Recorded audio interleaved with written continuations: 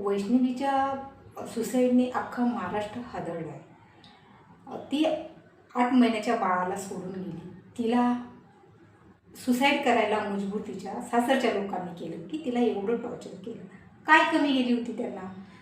त्या वैष्णवीच्या वडिलांनी 51 तोळे सोनं दिलं, जावयाला फॉर्च्यून गाडी दिली। प्रत्येक वडिलांना असं वाटतं की आपली मुलगी सासरी सुखी राहायला पाहिजे। आज तिला किती हुंडा लागू दे, ते वडील स्वतःचं फ्युचर नाही बघत, पण त्या मुलीच्या फ्युचरसाठी पैसा ओतला।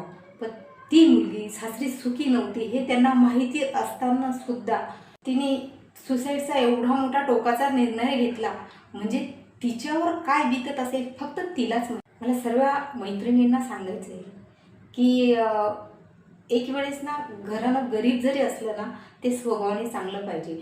तो मुलगा गरीब जरी असला ना तरी स्वभावाने चांगला पाहिजे।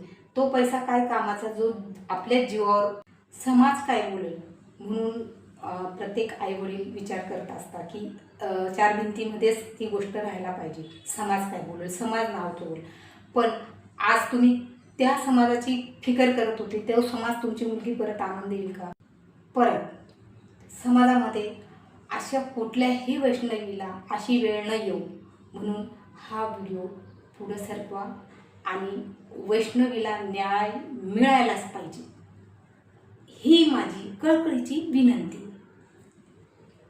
साहेब, माझ्या मुलाला एवढी मारहाण झालेली, एवढी एखाद्या जनावराला सुद्धा मारहाण, एवढी मारहाण त्या पाठीवरती, छातीवरती, डोक्याला सुद्धा इथं पाठीमागं मार आहे। मी स्वतः पाहिलेलं आहे। ज्यावेळेस तिला डेड बॉडी तिथं ती पडलेली होती, मी तिला सगळं पाहिलेलं आहे।